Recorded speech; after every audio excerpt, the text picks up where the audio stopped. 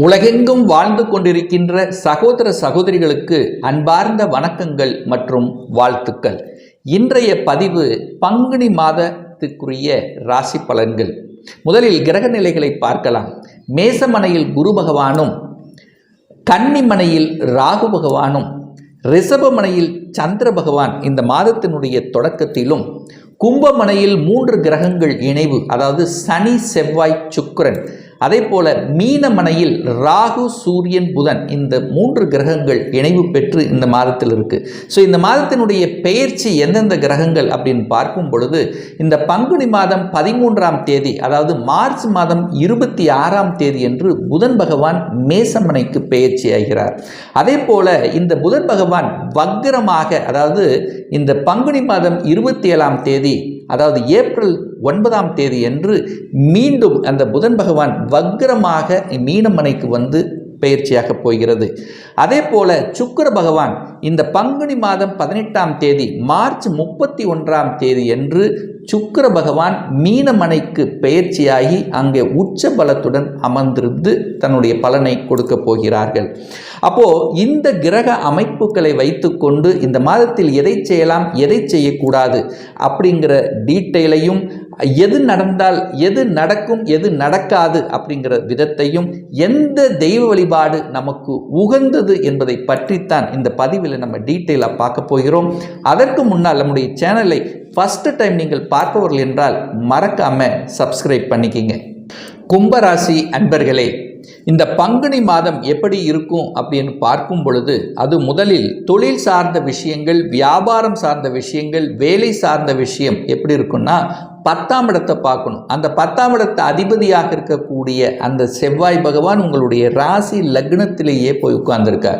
யாரோட சேர்ந்திருக்கார்? 9ஆம் அதிபதியாக இருக்கக்கூடிய சுக்கிரனோட சேர்ந்திருக்கார். அப்போ 9, 10 சேரும்போது என்ன ஆகுது? தர்ம கர்மாதிபதி யோகம் இருக்கிறது. அப்போ இந்த மாதம் உங்களுடைய எண்ணங்கள், செயல்கள், சிந்தனைகள் எல்லாம் தொழிலை சார்ந்த விஷயமாக இருக்கும்.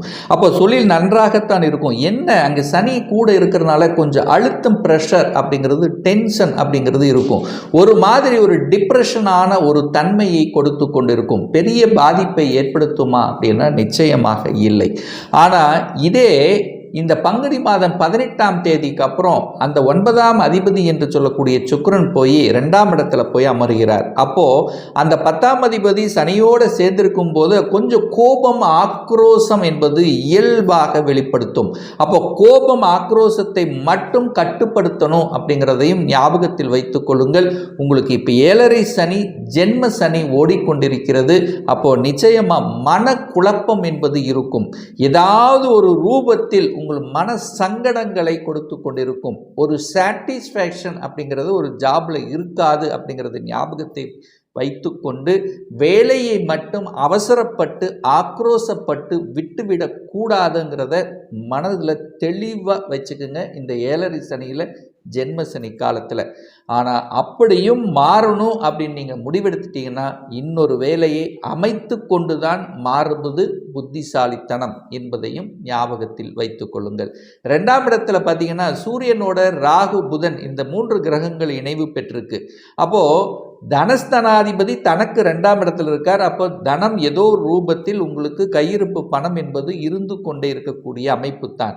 ஆனால் 9ஆம் அதிபதியான பாக்யாதிபதியான சுக்கிரன் அந்த இடத்துல போய் உச்சபலம் அடைய போகிறது இந்த மாதம். அப்போ கையிருப்பு பணம் என்பது ஏதாவது ஒரு ரூபத்தில் இருந்து கொண்டிருக்கும். அங்கே ராகு இருக்கார். உங்களுக்கு குழப்பத்தை விளைவிப்பதற்காக, குடும்பத்தில் பிரச்சனையை உருவாக்குவதற்காக அங்கே ராகு உட்கார்ந்திருக்கார். அப்போ ராகுங்கிறது பாம்புங்கிறத ஞாபகம் வச்சுக்கோங்க. கொத்தக்கூடிய தன்மை. அப்போது மற்றவர்கள், உங்களுக்குள்ள பிரச்சனை வருதோ இல்லையோ, 3ஆம் நபர்கள் மூலமாக ஒரு பிரச்சனையை கொண்டு வருவதற்கான வாய்ப்பு இருக்குது. ஸோ இந்த விஷயத்தில் கவனமாக இருக்கணும். பணம் கையாளுகின்ற விஷயத்தில் கவனம். அதாவது 3ஆம் நபர்கள் நம்பி எந்த ஒரு விஷயத்துக்குள்ளும் இறங்க வேண்டாம். அதே சமயத்தில் உங்களுடைய குடும்ப விஷயத்தை மற்றவர்கள் உள்ளே வருவதற்கு அனுமதிக்க வேண்டாம். நீங்களும் மற்ற குடும்ப விஷயத்துக்கு செல்ல வேண்டாம். பேச்சு சம்பந்தப்பட்ட விஷயத்திலும் கவனம். எதுக்கு வாக்கு கொடுக்கணுமோ அதுக்கு மட்டும் வாக்கு கொடுத்து விட்டால் நன்று. இல்லைன்னா நீங்கள் நல்லதே செய்யணும்னு நினைச்சா கூட அதில் ஏதாவது ஒரு வினை உங்களுக்கு வரக்கூடிய வாய்ப்புகள். அப்போது என்ன நான் சொல்ல வரேன்னா, 2ஆம் இடத்தில் ராகு இணைந்து இருக்கின்ற காரணத்தால், ராகுங்கிறது ஒரு சர்ப்ப கிரகம்ங்கிறதுனால குடும்ப விஷயத்தில் மற்றவர்களுடைய தலையீடு வராமல் பார்த்து கொள்வது நன்று. 3ஆம் இடத்தில் குரு இருக்கிறதுனால நல்லது. அப்போ உங்களுடைய முயற்சிகள், எண்ணங்கள், செயல்கள், சிந்தனைகள் ஏதாவது ஒரு ரூபத்துக்கு செல்லும். ஏன் சொல்கிறேன் அப்படின்னா, அந்த குருவோட புதன் இணைய போகிறது. அப்போ 3ஆம் இடம் நன்றாகத்தான் இருக்க போகிறது. அப்போ 3ஆம் இடம் என்கிறது என்ன? பிரயாணங்களை உங்களுக்கு தரும். அந்த பிரயாணங்கள் மூலமாக உங்களுக்கு அனுகூல வாய்ப்புகளை பெற்றுத்தரும். அது குறிப்பாக இசை சம்பந்தப்பட்ட துறையில் இருப்பவர்களுக்கு புதிய அனுகூல வாய்ப்புகளை தரும். புதிய ஒப்பந்தங்கள் கிடைக்கக்கூடிய வாய்ப்புகள், சந்தர்ப்பங்களை ஏற்படுத்தும். என சுக்கிரன் உச்சபலத்தோடு இருக்கிறதுனால கலைத்துறை சம்பந்தப்பட்ட துறையில் இருப்பவர்களுக்கு புதிய ஒப்பந்தங்கள், சில அலைச்சல் திருச்சல்களை கொடுத்திருந்தாலும் இந்த மாத இறுதியில் பார்த்தீங்கன்னா புதிய ஒப்பந்தங்கள் கிடைக்கக்கூடிய வாய்ப்புகள். ஊடகத்துறையில் இருப்பவர்களுக்கும் ஒரு நல்ல ஒரு அனுகூல வாய்ப்பு தான் தரும். ஏன்னா இதுவரைக்கும் ஊடகத்துறையில் ஏதாவது ஒரு ரூபத்தில் உங்களுக்கு மன கஷ்டத்தை கொடுத்து கொண்டிருந்தது, ஏதாவது ஒரு ரூபத்தில், எந்த ரூபத்தில் கஷ்டத்தை கொடுத்து கொண்டிருந்தாலும் இந்த மாதத்தினுடைய பிற்பகுதியில் ஓரளவுக்கு உங்களுக்கு நிம்மதியை தரும். அதுவும் குறிப்பாக அதாவது இந்த கும்பராசி அன்பர்களுக்கு பார்த்தீங்கன்னா ஜென்ம சனி ஓடிக்கொண்டிருக்கிறது. அப்போது அவிட்ட நட்சத்திரத்தில் பிறந்தவர்களுக்கு பார்த்தீங்கன்னா இப்போ கொஞ்சம் பரவல்லமாக இருக்கக்கூடிய தன்மை. ஆனால் சதய நட்சத்திரத்தில் பிறந்தவர்களுக்கு தான் இப்போ மனக்குழப்பத்தை கொடுக்கும். எந்த ஒரு விஷயத்தில், புது விஷயத்தில் இறங்கினாலும் கொஞ்சம் இக்கு வச்சு அது செய்யலாமா வேண்டாமா அப்படிங்கிறது யோசித்து செயல்படுவது சிறப்பு. அப்போ தனம் சார்ந்த விஷயத்தில் கவனமாக இருக்கணும். குடும்பம் சார்ந்த விஷயத்திலும் கொஞ்சம் விட்டு கொடுத்து அனுசரணையோடு செல்லணும் அப்படிங்கிறதையும், அதே சமயத்தில் தொழில் சார்ந்த விஷயத்தில் அகலக்கால் வைக்கக்கூடாது அப்படிங்கிறதையும், அதாவது கடன் இந்த மாதிரியான விஷயத்தில் அகலக்கால் வைக்கக்கூடாதுங்கிறதையும் ஞாபகத்தில் வைத்து கொள்ளுங்கள். 4ஆம் இடத்து அதிபதியாக இருக்கக்கூடிய சுக்கிரன் பார்த்தீங்கன்னா இந்த மாதத்தில் தனக்கு 11ஆம் இடத்தில் வந்து உச்ச பலத்தோடு அமைய போகிறார். அப்போது பணம் இருந்தது அப்படின்னா நீங்கள் என்ன பண்ணிக்கலாம், சொத்துக்களை வாங்கலாம். அதாவது ஒரு வீடு வாங்கணும் அப்படின்னு ஆசைப்படுறீங்கன்னா வீடு வாங்கலாம். ஸோ இந்த மாதிரி பணத்தை சுப செலவுகளை செய்து கொள்வது இந்த கும்பராசினருக்கு உத்தமம் அப்படின்னு எடுத்துக்கலாம். 5ஆம் அதிபதியாக இருக்கக்கூடிய அந்த புதன் பகவான் குருவோடு சேர்ந்து இருக்கிறதுனால இதுவரைக்கும் படிப்பு சார்ந்த விஷயத்தில் ஒரு மந்தத்தன்மை, டல்லாக இருந்ததுன்னா இப்போ உங்களுடைய படிப்பு திருப்திகரமாக இருக்கும். என்ன கோர்ஸ் சேரணும் அப்படின்னு ஒரு குழப்பத்தில் இருந்து கொண்டிருந்தவர்களுக்கு அந்த குழப்பம் விலகி தெளிவான ஒரு முடிவு எடுக்கக்கூடிய சந்தர்ப்பங்களை கொடுக்கும். ஒரு இன்ஜினியர் ஆகணும், ஒரு டாக்டர் ஆகணும், எந்த எண்ண ஓட்டத்தில் இருக்கிறீர்களோ அந்த எண்ணங்கள் ஜெயமாகக்கூடிய வாய்ப்புகள், சந்தர்ப்பங்கள் உண்டு. எதிரிகள் வந்தால், எதிரி தொல்லைகள் இருக்கத்தான் செய்வார். தேவையில்லாமல் எதிரிகளை நீங்கள் வலுப்படுத்த வேண்டாம். அதே சமயத்தில் கடனும் தன்னுடைய கெப்பாசிட்டிக்கு மேலே கடன் போகக்கூடாது. சனி பகவான் உங்கள் ராசியிலேயே இருக்கிறனால சின்ன உடல்நல தொந்தரவுகள் வந்து விலகும். பெரிய பாதிப்பை ஏற்படுத்துமா அப்படின்னு கிடையாது. திருமணம் சார்ந்த விஷயத்தில் பார்த்தீங்கன்னா சில தடைகளை கொடுக்கத்தான் செய்யும். ஸோ ஒரு குழப்பமாக இருக்கக்கூடிய தன்மை. பட் இருந்தாலும் ஒரு நல்ல தசாபுத்தி உங்களுக்கு நடந்துமேனால் திருமணமாக அந்த சுப காரியங்கள் நடக்கும். கேது 8ஆம் இடத்தில் இருக்கார். கேது 8ஆம் இடத்தில் இருக்கிறதுனால, கேதுங்கிறது யாரும் புரிந்து கொள்ள முடியாத ஒரு கிரகம் தான் கேது. ஸோ கேது 8ல் இருக்கிறதுனால இந்த வம்பு வழக்கு சம்பந்தப்பட்ட எந்த ஒரு விஷயத்துக்குள்ளேயும் போக வேண்டாம் என்பதை ஞாபகத்தில் வைத்துக் கொள்ளுங்கள். 9ஆம் இடத்தை குரு பார்ப்பது உங்களுக்கு சிறப்பு. பாக்கியத்தை தரக்கூடிய வாய்ப்புகள், சந்தர்ப்பங்கள். ஒரு நல்ல வேலை அமையலைன்னா திடீரென்று ஒரு வேலை கிடைக்கக்கூடிய வாய்ப்புகள், வெளிநாட்டுக்கு செல்லக்கூடிய யோகங்கள், உயர்கல்வி படிக்கக்கூடிய சந்தர்ப்ப சூழ்நிலைகள் ஒரு சிலருக்கு உருவாக்கும். தகப்பன் மூலியமாக நல்லவைகள் நடக்கக்கூடிய சந்தர்ப்பங்கள் ஒரு சிலருக்கு உருவாகும். 10ஆம் இடத்து அதிபதியாக இருக்கக்கூடிய செவ்வாய் உங்கள் ராசியில் இருக்கிறனால தொழிலில் அது செய்யலாமா, இது செய்யலாமா, இது அப்படிங்கிற ஒரு மாதிரியான எண்ண ஓட்டங்களை உங்களுக்கு கொடுக்கும். ஆனால் எதன்னாலும் இந்த காலகட்டம் ஜென்மசனி காலத்தில் ஒரு தடவைக்கு 2 தடவை யோசித்தும் குடும்ப உறுப்பினர்களை கலந்து செய்வது தான் உங்களுக்கு உத்தமத்தை ஏற்படுத்தும். ஆனால் 11ஆம் இடமான லாபஸ்தானத்தை குரு பகவான் பார்ப்பது அனைத்து விதத்திலும் மேன்மையை உருவாக்கும்.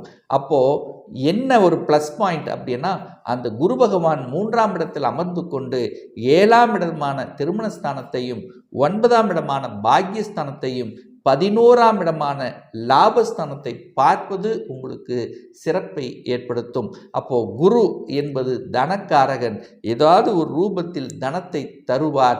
நல்ல ஸ்ட்ராட்டஜி பிளான் வகுத்து செயல்படணும். இப்போ ஒரு சிலருக்கு பார்த்தீங்கன்னா நிறைய அனுபவ பாடங்களை கற்றுக் கொடுத்து கொண்டிருக்கும். குடும்பம் என்றால் என்ன, தனம் என்றால் என்ன, உறவுகள் என்றால் என்ன அப்படிங்கிற அத்தனையும் உணர்த்தக்கூடிய ஒரு நல்ல காலகட்டத்தில் தான் இப்போ நீங்கள் இருந்துட்டு இருக்கீங்க. ஆனால் இந்த ஜென்மசனி காலத்தில் மட்டும் அவசரப்பட்டு ஆக்ரோசப்பட்டு எந்த ஒரு விஷயத்துக்குள்ளும் செல்லக்கூடாது.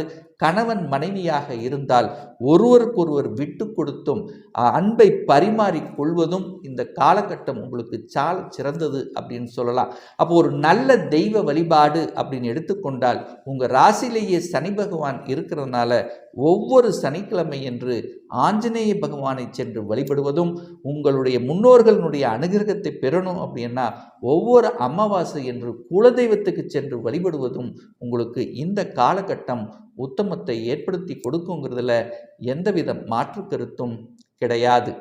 இப்போ நான் சொன்னது கோச்சார ரீதியான இந்த பங்குனி மாதத்துக்குரிய ஒரு பொதுவான பலன்கள் தான். இந்த ராசி நட்சத்திரத்தில் பார்த்தீங்கன்னா பல கோடிக்கணக்கான பேர் இருப்பீங்க. எல்லாருக்கும் ஒரே மாதிரி பலன்னா நிச்சயமாக இல்லை. ஏன்னா ஒவ்வொருத்தரும் டிஃப்ரெண்ட்டு, ஒவ்வொருடைய ஜாதக அமைப்புகளும் வேறுபடும். இந்த கோச்சார பலனை கண்டினியூஸாக ஒரு 3 மாதத்துக்கு பாருங்கள்.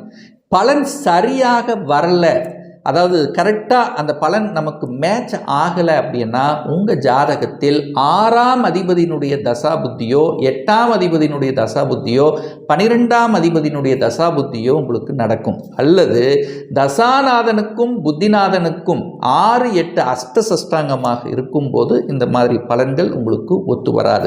சரி, ஒரு துல்லிய பலன் வேணும் அப்படின்னா உங்கள் ஜாதகத்தில் உங்களுடைய கிரகங்கள் எப்படி இருக்கிறது, என்ன மாதிரியான ஆதிபத்தியம், எந்த டிகிரியில் இருக்கார், இப்போ நடப்பு தசா புத்தி அந்தரம் சூட்சம் இவைகளை அறிந்து கொண்டு நீங்கள் கேட்கக்கூடிய எந்த கேள்வியாக இருந்தாலும் சரி, அதாவது இந்த வருடத்தில் சொந்த தொழில் செய்வதற்கான கொடுப்பினை நம்மளுடைய ஜாதகத்தில் இருக்கா, அப்படி இருக்கக்கூடிய பட்சத்தில் எப்போ நம்ம சொந்த தொழிலை ஆரம்பிக்கலாம், இப்போ நம்முடைய ஜாதகப்படி என்ன படிப்பு படித்தால் நமக்கு சிறப்பாக இருக்கும், அல்லது படித்தவுடன் எப்போ நமக்கு வேலை கிடைக்கும், எப்போ ப்ரமோஷன் கிடைக்கும், நமக்கு திருமணம் எப்போ நடக்கும், எப்போ குழந்தை பாக்கியம் கிடைக்கும், எப்போ வீடு கட்டலாம், இது போன்ற கேள்விகளுக்கு துல்லிய பதிலை நம்மால் கூற முடியும். ஒரு பர்சனல் கன்சல்டேஷன் அல்லது நம்முடைய ஜாதகம் பார்க்கணும் என்று விருப்பம் உடைய அன்பர்கள் டிஸ்பிளே தெரியக்கூடிய நம்பருக்கு வாட்ஸ்அப் மூலியமாகவோ ஃபோன் கால் மூலியமாகவோ தொடர்பு கொண்டு அப்பாயின்மெண்ட் பெற்றுக்கொண்டு கன்சல்டேஷன் எடுத்துக்கலாம். இந்த பதிவு நிச்சயமாக உங்களுக்கு பிடித்திருக்கும் என்று நினைக்கிறேன். பிடித்திருந்தால் லைக் பண்ணுங்க, கமெண்ட் பண்ணுங்க, உங்க நண்பர்கள் உறவுகளுக்கு ஷேர் செய்யுங்க. நம்ம சேனலை ஃபர்ஸ்ட் டைம் நீங்கள் பார்ப்பவர்கள் என்றால் மறக்காம சப்ஸ்கிரைப் பண்ணிக்கிங்க. பக்கத்தில் இருக்கின்ற பெல் பட்டன் மற்றும் ஆல் நோட்டிஃபிகேஷனை கிளிக் பண்ணும்போது நான் போடக்கூடிய அடுத்தடுத்த பதிவுகள் உங்களுடைய நோட்டிஃபிகேஷனில் வந்து சேரும். இந்த ராசி நட்சத்திர நேயர்கள் அனைவரும் வாழ்க வளர்க வளமுடன் என்று எனது வாழ்த்தினை தெரிவித்துக் கொண்டு விடைபெறுகிறேன். நன்றி, வணக்கம், வாழ்த்துக்கள்.